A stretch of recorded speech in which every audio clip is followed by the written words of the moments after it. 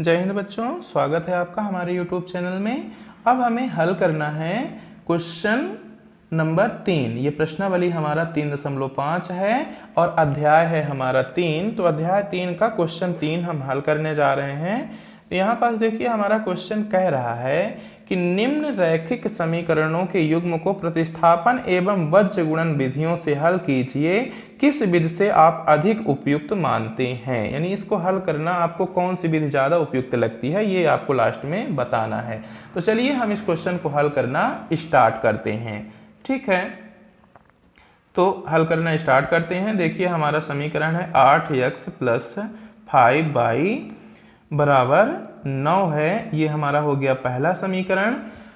सबसे पहले हम इसको प्रतिस्थापन विधि से हल करेंगे।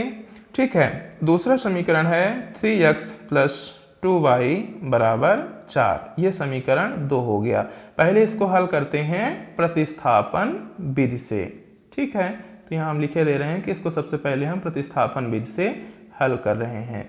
तो देखिए समीकरण 2 से इसमें एक मान को क्या करना है, प्रतिस्थापित करना है। तो यहाँ लिख देते हैं हम समीकरण 2 से।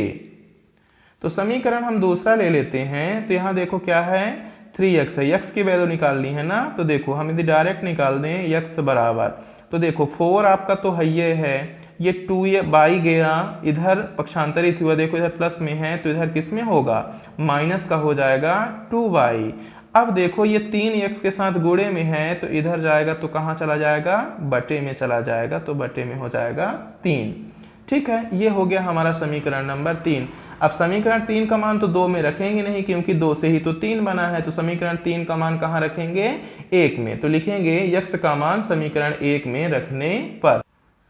तो हमारा समीकरण 1 है 8x + 5y बराबर 9। तो चलिए हम इसमें इसके मान को रख देते हैं। तो x का मान यहाँ रख देना होगा, तो चलिए रख देते हैं। देखिए हो जाएगा 8 × ये है हमारा 4 - 2y अपान में है 3, x की वैल्यू हो गई प्लस 5y और बराबर में है 9। अब देखो ये 8 से 3 तो कटेगा नहीं, है ना। तो नहीं कटेगा तो कोई समस्या नहीं। 8 का पहले गुणा कर दो 4 से, तो 8 चौको हो जाएगा ये 32। फिर 8 का गुणा -2y से, तो प्लस माइनस माइनस, और 8 दूनी 16y। ठीक है, बटे में हो गया हमारा 2 + 5y और बराबर में हो गया 9। बच्चों इस 2 का गुणा कर दो 5 से और 9 से, तो ये हमारा हो जाएगा 32 - 16y। देखो ये भी प्लस में, ये भी प्लस में, तो प्लस आएगा, और 5 दूना कितना हो जाएगा 10y बराबर ये 9 दूना हो जाएगा 18। अब इसके बाद 32 देखो अचर पद है तो इसको इधर भेज दो। ये -16y है और ये प्लस का 10 है ना, घट जाएगा तो कितना आएगा, यहाँ आएगा -6y आएगा बराबर। ये हमारा कितना है 18 है, और ये प्लस में 32 है, इधर जाएगा तो माइनस में 32 आ जाएगा। ठीक है, अब ये हमारा y हो जाएगा, ये कि अभी कर दो -6 कर दो, इसको घटाने के बाद यहाँ माइनस चिन्ह हटा देना, आगे करना।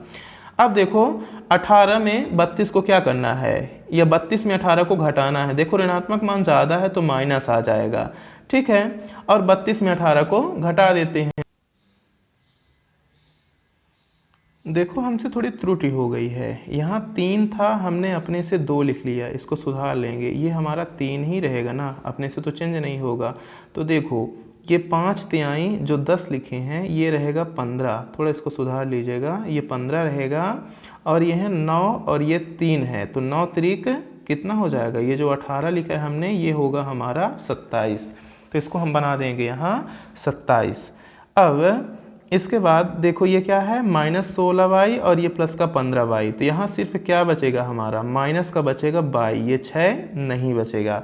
ठीक है, अब ये जो हमने 18 लिखा है तो ये 18 नहीं, ये क्या होगा प्लस का 27।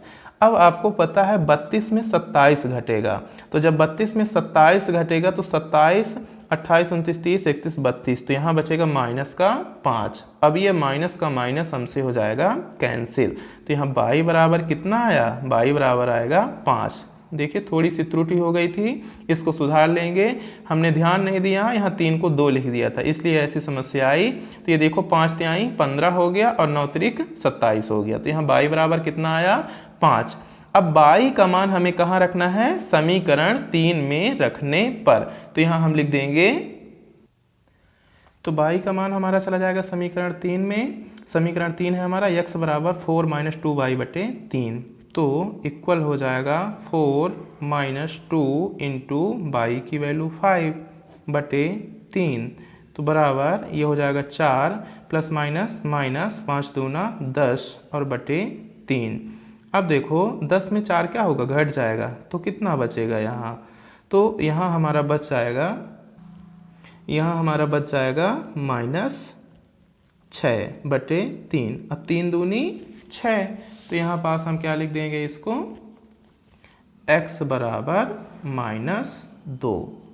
ठीक है, तो देखो हमें x बराबर क्या मिला, -2, और y बराबर क्या मिला है, 5। तो हमने देखा कि x बराबर मिला -2 और y बराबर मिला 5। ये है हमारे आंसर। अब देखो इसी क्वेश्चन को, क्योंकि यहाँ पास बोला गया है ना कि पहले प्रतिस्थापन विधि से हल करो फिर बज्र गुणन से हल करो, तो चलो एक बार हम फिर से क्वेश्चन को लिख लेते हैं। अब इसको सामान्य रूप में चेंज करना होगा। अभी तक हमने देखा कि इस रूप में था ना, तो प्रतिस्थापन में नहीं चेंज करना पड़ा, लेकिन वज्र गुणन में अब इसको समान रूप में चेंज करना होगा, तभी हम इसके अनुपातों की तुलना कर पाएंगे। तो देखो 9 4 जो हैं ये किधर लिखे हैं, RHS में, उठा करके इनको LHS में ले आएंगे।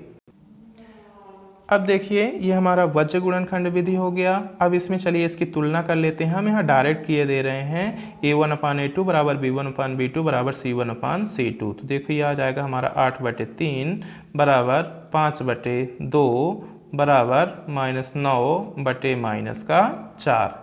देखो ये 8/3 तो नहीं कटेगा, 5/2 भी नहीं कटेगा, तो ये देखो इज नॉट इक्वल, ये माइनस और ये माइनस कट जाएगा। तो देखो हम यहाँ देख रहे हैं कि A1/A2 is not equal B1/B2 के रूप में मिल रहा है, तब इस समीकरण निकाय का अद्वितीय हल होगा। और अद्वितीय हल होगा तो हमारा सूत्र लगेगा। सूत्र पहला क्या होगा, x बराबर, तो x बराबर क्या होता है, B1C2 माइनस B2C1 अपान A1B2 माइनस A2B1। इसी प्रकार इसी के जस्ट बगल में y बराबर लिख लेते हैं। तो y बराबर क्या होता है, C1A2 माइनस C2A1 अपान A1B2 माइनस A2B1। चलिए इन मानों को रख करके इसको हल कर देते हैं। देखो सबसे पहले यहाँ क्या है, B1, तो B1 की वैल्यू यहाँ क्या है, 5 है, तो लिख देंगे 5 इंटू C2, तो देखो C2 की वैल्यू है 4, तो 5 इंटू 4, फिर माइनस का चिन्ह सूत्र से। फिर देखो B2 है, तो B2 की वैल्यू है 2, तो 2। फिर देखो C1 की वैल्यू है 9, तो 9 लिख दिए अपान। फिर A1B2, तो देखो A1 की वैल्यू क्या है, 3 है, तो लिख देंगे 3। देखो हमने एक गलती की ना, ये माइनस चिन्ह काट दिया था ना, लेकिन यहाँ वैल्यू में जब लिखे ना तो यहाँ माइनस चिन्ह होना चाहिए, ये ध्यान रखना। ऐसे C2 में भी क्या होगा, यहाँ माइनस का 4 होगा और यहाँ ये माइनस का 9 होगा। आप भी इस तरह की गलती नहीं करिएगा।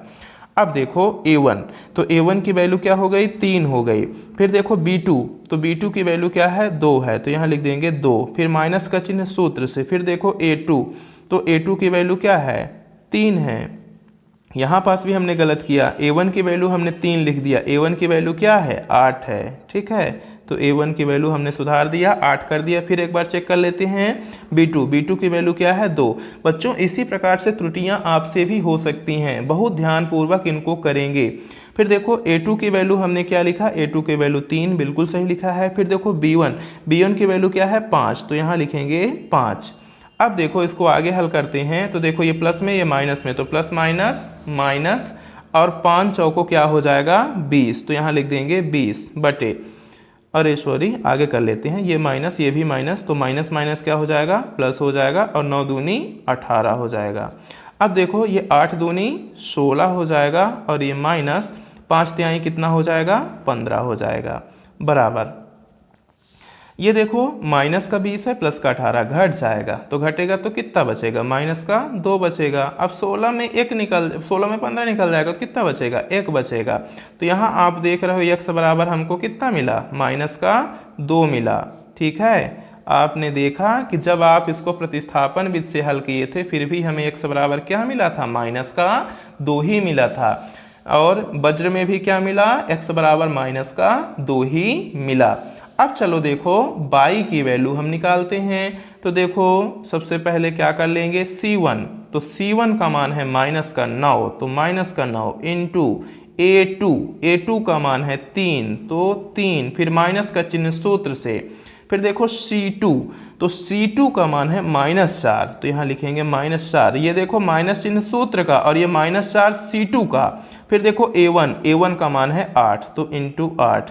बच्चों जो नीचे वाला हर का मान होगा वो x का बराबर होगा, तो वो x में देखो 1 आया है ना यहाँ लास्ट में, तो यहाँ हम 1 लिख सकते हैं, इसमें कुछ करने की ज़रूरत नहीं है क्योंकि वही प्रोसेस 2 बार हो जाएगी। अब देखो माइनस में ये प्लस में, तो प्लस माइनस माइनस, और 9 त्रिक 27, तो यहाँ आ गया 27। ये देखो माइनस, ये भी माइनस, माइनस माइनस प्लस, 8 चौको 32, तो यहाँ 32 और बटे में आ जाएगा 1।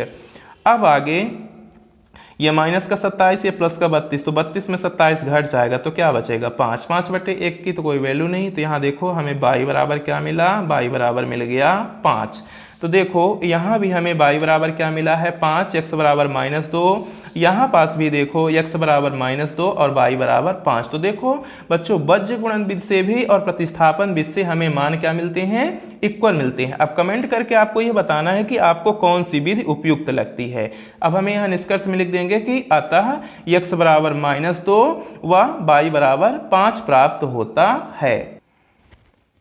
तो यहाँ हमने लिखा x बराबर -2 व y बराबर 5 प्राप्त होता है। ठीक है बच्चों, आप कमेंट करके बताइएगा कि आपको वज्र गुणन विधि अच्छी लगती है, प्रतिस्थापन अच्छी लगती है या विलोपन विधि अच्छी लगती है। धन्यवाद बच्चों। यदि अभी तक आपने चैनल को सब्सक्राइब नहीं किया है तो सब्सक्राइब करिए और इन वीडियोज़ को ज़्यादा से ज़्यादा अपने मित्रों के साथ शेयर करिए ताकि सभी की पढ़ाई चलती रहे, किसी की पढ़ाई ना रुके।